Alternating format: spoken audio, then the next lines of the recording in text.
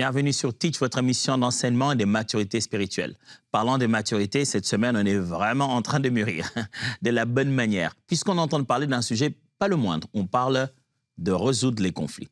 Comment le chrétien résout-il des conflits autour de lui? Je n'ai pas fait le 360 degrés de la résolution des conflits, mais je pose des bases importantes qui peuvent nous aider là-dehors, en tant que disciples de Jésus, à trouver des solutions bibliques dans les conflits dans lesquels on puisse se retrouver. Aujourd'hui, je voudrais qu'on parle des conflits qui sont à la maison. Le conflit des couples et le conflit avec les enfants. Établir un climat simple et biblique est toujours très suivi et simplifié dans la résolution des conflits. Vous regardez des fois certaines familles très tendues, mais pourtant chrétiennes. Certains couples qui passent des heures, des mois même, sous des formes de tension, incapables de résoudre leurs conflits. Qu'est-ce qu'on peut apprendre de la Bible pour résoudre des conflits quand il y en a dans le couple, quand il y en a avec les enfants, mais juste quand on est à la maison, dans la famille, comment on peut résoudre des couples? Alors, let's teach. Grandissons ensemble.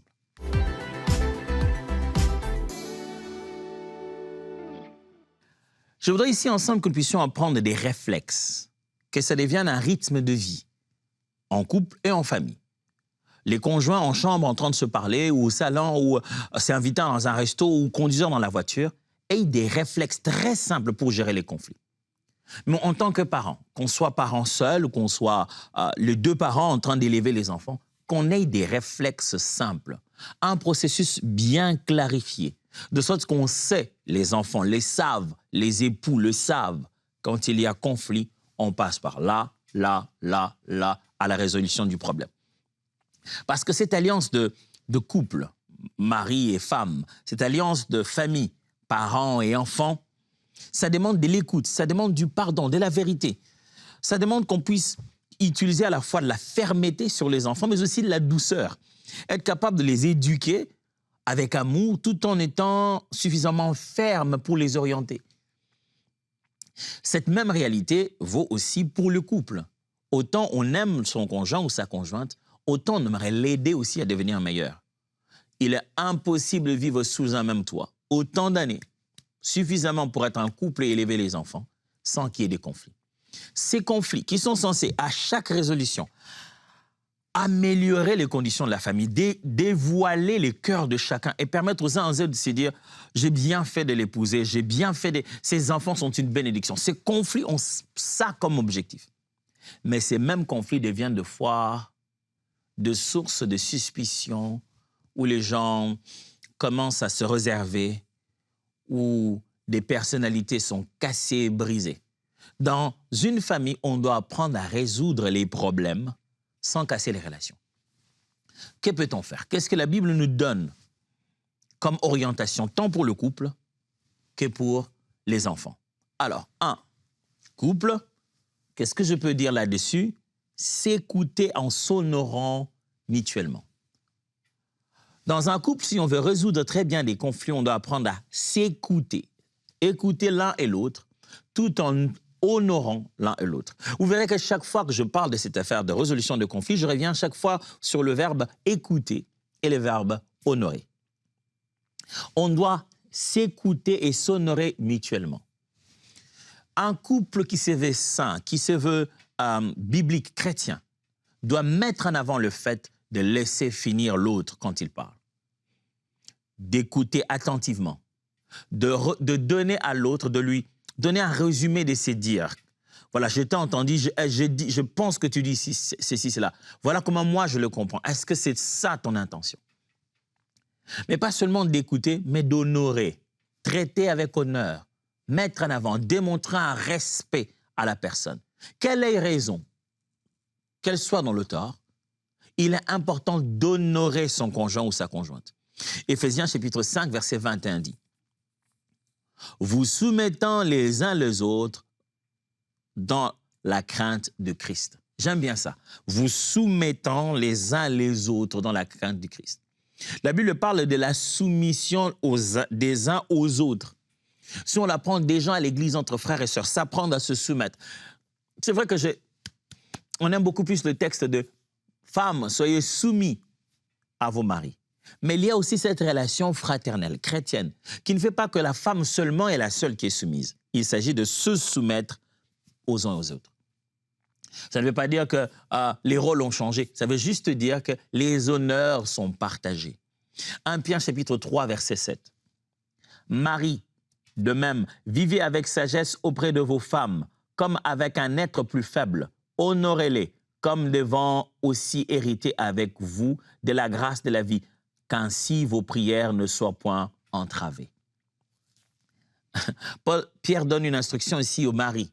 Il dit, considérez que vous êtes avec des êtres faibles. Par faiblesse, ici, il ne veut pas dire qu'il manque de force, manque d'initiative. Ça veut juste dire par la nature de la manière dont Dieu a créé les deux, il fait que l'un des êtres dépend de l'autre. Il dit que si on ne les traite pas très bien, il dit honorez-le. Comme avec un être plus faible, honorez-les comme devant aussi hériter avec vous de la grâce et la vie.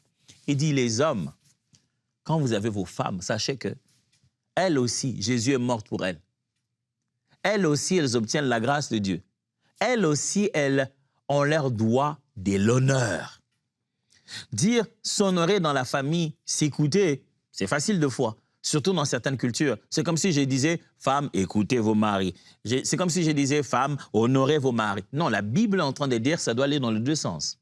Les maris doivent être écoutés autant que les femmes doivent l'être. Les hommes doivent être honorés autant que les femmes doivent l'être. Honneur et écoute mutuelle, ça c'est le secret dans la résolution de conflits. Ne viens pas lancer un conflit comme ça à ta femme pendant qu'elle est assise avec ses amis. Mais toi, je t'avais déjà dit, c'est déjà irrespectueux de parler comme ça. Tu ne parlerais même pas comme ça à une serveuse dans un restaurant. Ce n'est pas qu'elle soit moins digne d'honneur. Je vais juste te dire que même une personne qui n'est pas en une si grande relation de proximité, tu ne parlerais comme ça pas à une personne. Mais cette personne tu appelles chair de ta chair, os de tes os, donc c'est toi-même. Tu te traiterais jamais comme ça, mais tu oses traiter celle que tu appelles os de tes os. Tu oses la traiter comme ça. Mais en fait, en réalité, tu te traites comme ça. Tu te fais manquer à toi-même de respect. Et ça arrivera un jour. Honneur et écoute. Laissez le temps de parler. Des fois, certaines personnes se sentent heureuses, pas heureuses, ce n'est pas les termes. Elles se sentent comme si elles avaient raison, parce qu'elles n'ont fait que parler, elles. Elles ont parlé de bout en bout, l'autre parce qu'elle ne dit rien, donc elle a tort. Avec le peu de temps que j'ai fait dans la résolution de conflits de couple, j'ai vu, soit la femme, soit l'homme, l'un de deux conjoints qui parle le plus, et celui qui s'est été, on a l'impression que il n'a pas raison, et il manque de mots, il ne sait pas comment argumenter. Or, c'est celle qui était en train de parler, d'ébriller, d'écrier. C'est elle qui tentait de couvrir quelque chose. Alors, il est important de laisser parler les autres, écouter, attendre qu'ils finissent la phrase. En couple, lorsque tout le monde ne sait pas à parler simultanément, c'est là qu'on sait que vous avez un problème. Moi, c'est là que nous, on sait. Mais si le premier a parlé, le deuxième a parlé, on ne sait pas. On se dit que vous êtes dans une conversation, on ne sait même pas. Mais quand vous mettez à parler simultanément, c'est là nous, qui ne sommes même pas dans la chambre, nous savons qu'il y a un problème. Donc, en ce qui concerne le conflit de famille et de couple, premier conseil, apprenez à vous écouter et à vous honorer. Ça signifie ne touchez pas à l'un à l'autre, ne déchirez pas les habits, ne cognez pas, ne parlez pas mal, n'insultez pas les parents, n'humiliez pas en public, ni en privé d'ailleurs. Deuxième chose, gérez la colère sans laisser pourrir. Que ce soit pour le cas de couple ou même pour les cas des enfants lorsqu'il y a des conflits à la maison, parents ou enfants, apprenez à gérer la colère sans laisser pourrir. Qu'est-ce que je veux dire? Gérer la colère, ça veut dire ne pas réagir impulsivement. Une chose s'est faite en réponse à ce que j'ai vu, je mets mes états d'âme en expression. On doit apprendre à se contrôler. Se contrôler ne signifie pas attendre jusqu'à ce que le bon moment soit passé. C'est ce que j'appelle laisser pourrir ici. C'est-à-dire ce qui devait être dit, si ce n'est jamais dit, le bon moment va passer. Ce qui devait être dit n'est pas censé être dit avec des émotions si chargées que ça devient incontrôlable. Et ça ne doit pas non plus rester sous les tiroirs jusqu'à ce que le temps passe. apprenez à vous contrôler au moment d'exprimer, surtout en particulier la colère, ou un désagrément, ou un discorde, ou une idée contraire. Apprenez à contrôler vos émotions à ce moment-là. Mais ne vous dites pas, je me contrôle, donc j'oublie. Vous attendez 6 mois, 2 ans, 4 ans. Il y a des couples qui rappellent une chose il y a 10 ans. Ils disent, moi, tu te souviens qu'on habitait encore de l'autre côté en bas? Tu m'avais dit un jour. Moi, je me disais toujours un jour. Waouh, quelle rancune. Ne gardez pas votre colère autant de temps, ça devient de la rancune. Éphésiens chapitre 4, versets 26 à 27. Si vous vous mettez en colère, n'y péchez point, que le soleil ne se couche pas sur votre colère et ne donnez pas accès au diable. Proverbe chapitre 15, verset 1. Une réponse douce calme la fureur, mais une parole dure excite la colère. Paul dit aux Éphésiens, tu es fâché, ne va pas dormir avec cette colère-là comme ça, là, ça va donner accès au diable. Et l'homme de Proverbe dit, tu parles des paroles douces, la fureur se calme.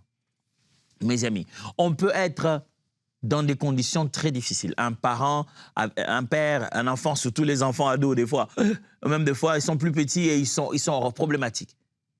Mais quand il y a une situation de conflit à la maison, ne vous laissez pas conduire par des émotions de colère. Oh, la colère, ça fait des choses. On peut frapper par colère et faire un mal irréparable. Parce que juste on était trop fâchés. Mais ça ne signifie pas que parce qu'on contrôle sa colère, on ne doit jamais manifester son désaccord. Ne dépassez pas ce temps. Quelquefois, j'ai des situations avec mes enfants où j'ai été obligé de voir ce qui s'est fait. Rien que pour que je ne réagisse pas fort, je me déplace de là, je vais ailleurs, j'essaie de calmer ma colère, je tourne. Je dis, OK, je vais pas l'exprimer comme ça. Non, j'ai grandi, je ne peux pas faire ça comme ça. Et puis je reviens et je trouve le meilleur moment, je peux l'avoir à côté et je peux lui parler. Et je suis ferme et j'exprime ma colère, mais sans que les émotions en prennent les dessus et que j'en vienne à quelque chose qui pourrait faire du mal aux enfants. Exprimez-vous. Ça ne doit pas pourrir. Mais ne laissez pas les émotions prendre le dessus. Surtout en particulier lorsqu'il s'agit de manifester votre désaccord et que ça vienne avec une impression de colère. Gérez la colère sans laisser pourrir. Que ce soit avec votre mari, que ce soit avec votre femme. Souvent, j'entends ce langage, l'un des conjoints dire « j'ai attendu ». Je ne me disais pas maintenant. Un jour, je lui dirai ça. Waouh, vous faites du mal à votre cœur. Ça ne veut pas non plus dire, dès qu'il va arriver ici, je ne vais même pas le servir, il faut qu'on en parle d'abord. On ne va rien faire, je vais d'abord commencer avec ça. Non. Vous pouvez gérer votre colère. Vous savez, quand quelqu'un sait contrôler sa colère, on le craint davantage. La Bible dit que celui qui sait avoir la maîtrise de soi est plus que celui qui gagne des villes. Ça veut dire qu'il a une force tranquille plus élevée que celui qui manifeste sa voracité et sa fureur. Quand vous savez vous contrôler avec votre colère, ça montre à la personne qu'il y a eu plus et qu'il doit respecter ce que vous êtes en train de dire. Troisièmement, pardon plus réparation concrète. Quand on veut résoudre des conflits dans la famille et dans le couple, il ne suffit pas de dire pardon, il faut aussi réparer concrètement. J'ai une fois eu l'occasion de parler ici sur Teach, le langage d'amour et le langage de pardon, les propositions et les recherches de Gary Chapman. Il propose 5 façons de demander ou d'exprimer le pardon. Il y a de ceux qui considèrent qu'il suffit de me dire, de demander pardon et il va octroyer pardon en parlant. Il y a d'autres qui considèrent qu'il faut y ajouter l'élément du regret qu'on ne va plus revenir. Il y a d'autres qui considèrent que tout ce que tu dis ne signifie rien si tu ne fixes pas le problème à la base. Mais dans un conflit, il faut apprendre à mettre le pardon en avant et la réparation. La situation demande réparation, il ne suffit pas d'aller chacun dire pardon, pardon, et on va vivre en se disant comme si de rien n'était. Parce que la situation va revenir. On vit ensemble. On est là tout le jour. On vit dans la même maison. Les parents et les enfants, on vit là. Même si on ne vit pas dans la même maison, on vit dans le même climat familial. On est en contact. Cette situation va revenir. il faudrait réparer. Il faudrait corriger lorsque l'occasion se présente. Et si ça doit se corriger maintenant, ça doit être corrigé. Vous ne pouvez pas résoudre efficacement des problèmes en couple et en famille si, à côté du pardon, vous n'associez pas la réparation concrète. Colossiens chapitre 3, verset 13. Supportez-vous les uns les autres. Et si l'un a sujet de se plaindre de l'autre, pardonnez-vous réciproquement. De même que Christ vous a pardonné, pardonnez-vous aussi. J'aime ça. Paul leur dit, supportez-vous les uns les autres. Et si vous avez quoi que ce soit à vous plaindre, pardonnez-vous réciproquement. C'est drôle de voir que ce frère, cette sœur, est prête à pardonner quelqu'un d'autre qui n'est pas de ce couple. De pardonner sans problème. Oh non, écoute, c'est même pas grave, mon frère. La Bible nous dit de pardonner, hein. Mais quand c'est sa propre femme, quand c'est son propre mari, ce n'est plus son frère, ce n'est plus sa sœur dans le Seigneur. Il ne veut plus pardonner. Tu me demandes, moi, de te pardonner. Il ne fallait pas faire ça. Il ne fallait déjà pas faire ça. Maintenant, c'est fait, tu me demandes de pardonner. C'est à ça que ça sert le pardon. Mais celui qui a été pardonné doit apprendre à faire une réparation concrète. Corriger. Il ne suffit pas qu'on vous dise « oui, vous êtes pardonné ». Corrigez s'il y a lieu de corriger. Si l'affaire revient la prochaine fois, qu'on sente que vous avez bien compris la leçon. Matthieu chapitre 5, versets 23-24.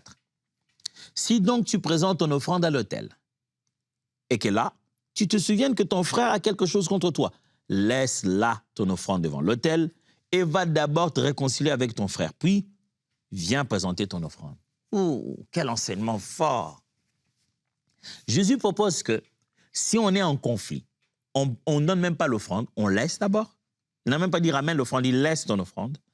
Va corriger d'abord le problème avec ton frère et reviens fixer ce problème-là. Je vois comment les chrétiens, nous sommes passés quand même experts en matière de cohabiter avec nos conflits. C'est-à-dire qu'on a de sérieux problèmes durs, mais on ne résout pas ces problèmes-là, mais on continue à vivre notre vie chrétienne normale. Résoudre les problèmes ne veut pas dire que tout le monde aura raison ou que tout le monde sera d'accord et qu'il y aura une paix totale partout. Non, en parler, mettre ça à table et aller vers des solutions nécessaires. Et s'il y a réparation, faire réparation, réparer le tort là où il a été causé, demander pardon à qui on doit demander pardon. Si c'est en public, c'est en public. Si c'est des personnes, des individus, s'il faut faire un communiqué contraire, s'il faut dire le contraire de ce qu'on a dit, s'il y a réparation possible, sans que ça devienne un moyen d'humiliation, mais s'il y a réparation possible, ajoutez la réparation. Vous avez posé un geste vis-à-vis de votre enfant qui l'a humilié, en plus vis-à-vis de ses frères et de ses sœurs. Ne demandez pas seulement pardon. Aussi longtemps que cela dépend de vous, aussi longtemps que cela est sous votre responsabilité, parents, réparez. Vous venez de le déshonorer, vous venez de l'humilier devant ses frères. Il faut travailler à la restauration de son autorité. Le couple et la famille résout ces conflits quand on met en avant pardon et réparation. Quatrièmement, souvenez-vous, nous sommes en train de parler de quoi? Nous sommes en train de parler de comment on résout des conflit dans un contexte familial, n'est-ce pas? Dans le couple et dans la famille, les enfants. J'ai commencé par dire dès le début qu'au niveau du couple, il faut apprendre à s'écouter et à s'honorer. Écouter l'un à l'autre et honorer l'un à l'autre. J'ai aussi dit, deuxièmement, qu'il faut apprendre à gérer la colère sans toutefois faire pourrir la situation. Il ne faut pas parler sous émotion forte. Il ne faut pas se taire au point de manquer de parler ce qui devait être dit. Je dis ici, troisièmement, alors, il faut associer pardon ainsi que réparation. Il faut pardonner et donner le pardon et saisir l'opportunité de corriger l'erreur. Quatrièmement, alors, parler à un enfant signifie fermeté douce. Et le mot biblique, là, c'est paideia. C'est-à-dire, parler à un enfant inclut ces deux vérités importantes. Il faut être à la fois ferme et doux. Et il y a dans la Bible un mot qui mélange les deux, qui dit une douce fermeté. C'est traduit des fois par discipline. On est à la fois ferme et doux. On peut dire non en riant. C'est un art que j'ai appris. On peut dire non en riant. On peut être ferme avec douceur. Les enfants ont besoin de fermeté, de douceur dans le processus de leur éducation. Quand on résout un conflit avec les enfants, ces deux éléments doivent venir ensemble. On est à la fin ferme, à la fois doux. Éphésiens chapitre 6, verset 4 dit « Et vous, pères, n'héritez pas vos enfants, mais élevez-les en les corrigeant et en les instruisant selon la discipline et les avertissements du Seigneur. » Mais corrigez-les, c'est ça le terme. Corrigez-les en les instruisant selon la discipline. Corrigez-les, pas aider, corrigez-les, éduquez-les. Soyez fermes et doux en même temps. Quand il y a un conflit avec un enfant, il ne faut pas seulement reconnaître les torts, demander pardon. Il faut user de cela comme une occasion d'apprentissage. Avec douceur, certes, mais aussi avec fermeté. Proverbe chapitre 22, verset 6. Instruis l'enfant selon la voie qu'il doit suivre, et quand il sera vieux, il ne s'en détournera pas. Instruis l'enfant. Sois à la fois ferme et doux en lui montrant le chemin. C'est ça le chemin, mais c'est avec douceur. Je ne sais pas si ça vous est déjà arrivé, moi ça m'est déjà arrivé. J'ai failli me noyer. Je ne savais pas encore nager, donc nous sommes allés avec les amis, on devait se laver, c'était comme ça à la rivière, on devait tenter de se laver, mais je ne savais pas nager. Donc du coup, on jouait très bien, j'avais les pieds au sol, disons sous l'eau, j'étais debout, j'avais pied. Mais je ne me rendais pas compte que l'eau me bougeait. L'eau me bougeait. Et je bougeais petit à petit. Et je me dégageais là, des amis, des collègues. Et je ne me rendais pas compte. À un moment donné, je n'avais plus pied. C'était plus profond que ça. J'ai senti que je partais. J'ai crié « Oh !» Je n'oublierai jamais ce que notre chef qui nous dirigeait a fait. Il m'a dit « Reviens ici !» Moi, j'ai crié que je ne sais pas nager. Lui disait « Viens, viens !» Moi, je dis « Mais justement, c'est venir que je n'arrive pas à faire. » L'eau ne m'avait pas harcelé, n'était pas dure avec moi. C'était doux, mais ça ne pouvait pas reculer. L'eau ne pouvait pas changer de direction. Ça allait dans une direction qui était à l'opposé d'où moi je voulais venir. J'ai tout fait. Mais l'eau était fermement en train de couler dans une direction avec douceur. Ça ne m'a pas blessé. C'est comme ça l'éducation. C'est prendre une bonne et unique direction avec fermeté et douceur. Dans le processus de conflit qui ont souvent lieu entre les enfants et les parents, entre un parent ou un enfant, les enfants entre eux, c'est des occasions pédagogiques très, très spéciales. On y apprend beaucoup. Alors, il faut y mettre à la fois douceur et fermeté. Ne venez pas juste avec brutalité en criant. L'enfant peut n'avoir rien compris après que vous l'ayez puni, vous avez pris l'argent, vous n'avez plus rien donné. Il faudrait y mettre de la douceur, mais de la fermeté. Montrez-lui les principes de vie à travers ça. Mais ça ne suffit pas qu'en tant que parent, dans un conflit, il ne faut pas reconnaître ses torts. Ça fait partie de l'éducation qu'on donne aux enfants que de reconnaître ses torts. C'est important. Ça fait partie de ça. J'ai arrêté un moment, je me souviens la fois où j'ai promis à mon fils qu'on devait faire une fête pour son anniversaire et c'est l'occasion, l'endroit qu'on voulait n'était pas disponible et ça passait plus de 3 jours, 4 jours, 5 jours, ça commençait à faire une semaine. J'ai dit à ma femme, il faut qu'on lui présente nos excuses, il faut juste qu'on le fasse asseoir, qu'on demande pardon. Apparemment, ça va être difficile à réaliser. On l'a fait asseoir, on lui a dit, écoute Roland, on te demande pardon, on n'a pas pu faire ceci, on n'a pas pu faire cela. On risque de ne pas pouvoir le faire comme on l'a pensé, on est dans des conditions qui ne le permettent pas. On lui a montré des paramètres, on a demandé pardon. Il nous a dit, OK, c'est bon. Parce que mes amis étaient en train de me demander, ils me disaient, mais c'est quand ton anniversaire, tes parents, finalement, ils ne feront jamais. Mes amis étaient en train de rire de moi, que je leur ai parlé d'un anniversaire qui n'a jamais été fêté. On n'était même pas au courant que les amis lui disaient ça. On allait peut-être être en conflit avec cet enfant toute la vie. On aurait juste usé du droit des parents en disant « Ah, c'est un anniversaire, on avait promis, on ne l'a pas fait, il n'y a pas d'argent, on passe. » Il serait en train de passer tout ce temps, essayant de braver ses collègues qui lui disent « Ah, tu vois, on n'a jamais fait, on t'a fait marcher. Mais là, ça a été clair pour lui. On lui a dit, écoute, on ne pourra pas faire ça. On ne peut plus. Mais on fera ceci en compensation. Et c'est parti. Quelquefois, parents, ça ne demande rien d'avoir tort. Dans tous les cas, vous avez tort. Il y a des gens dans la vie qui ne savent pas demander pardon parce qu'ils n'ont pas appris comment on demande pardon chez eux à la maison. Donc, le jour où ils sont à la position de leurs parents, ils ne demandent pas pardon parce que leurs parents ne demandaient jamais pardon. Cinquième et dernière chose. Souvenez-vous, on est en train d'apprendre comment résoudre des conflits dans la maison, des principes à la résolution de conflits dans la maison.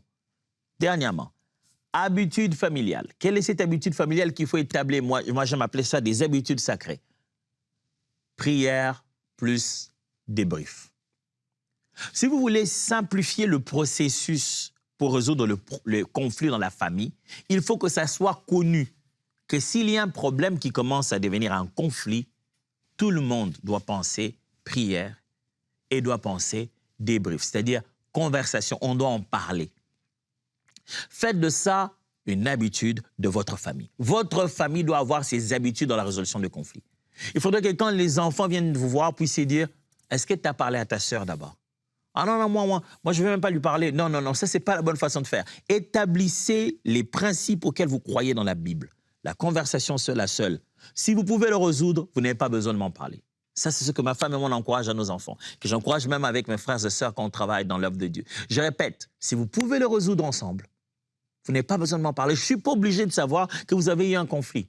La Bible nous dit que si seul à seul, vous avez pu le fixer, ça va. Plus besoin de moi. Que ce soit pour le couple, que ce soit avec les enfants, entre les enfants.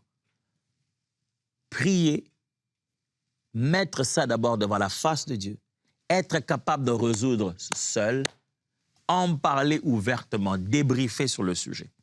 Josué 24, 15 dit, « Et si tu ne trouves pas bon de servir l'Éternel, choisis aujourd'hui si tu veux servir, soit les dieux qu'adorent tes pères au-delà du fleuve, soit le Dieu des Amoréens dans les pays desquels tu habites. Moi et ma maison, nous servirons l'Éternel. » Nous connaissons bien cette phrase.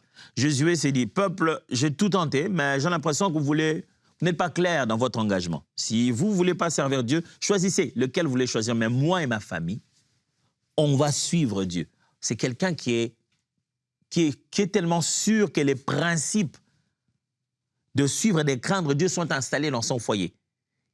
Ils sont tous d'Israël. Ils condamnent un mauvais comportement dans tout leur peuple, mais il est garanti que les siens, ceux de sa maison, ne sont pas comme tout le monde. Waouh! Ça, c'est ce qu'on appelle une famille. Vous êtes garanti que le monde est devenu bizarre avec l'Internet. Est-ce que vos propres enfants ne sont pas aussi devenus bizarres avec ça? Est-ce que vous n'avez pas déjà établi des principes de vie dans la résolution de conflits? Le jour où tu verras un de tes enfants quelque part sur Internet en train de faire tout un live dans la résolution de conflits, ce jour-là, tu comprendras que tu n'as pas établi non plus des principes. Philippiens 4, 6 à 7. « Ne vous inquiétez de rien, mais en toute chose, faites connaître vos besoins à Dieu par des prières et des supplications, avec des actions de grâce. Et la paix de Dieu qui surpasse toute intelligence gardera vos cœurs et vos pensées en Jésus-Christ. » Regardez, en toute chose, faites connaître vos besoins à Dieu. J'ai dit que l'habitude familiale, c'est la prière et le dialogue ou le débrief.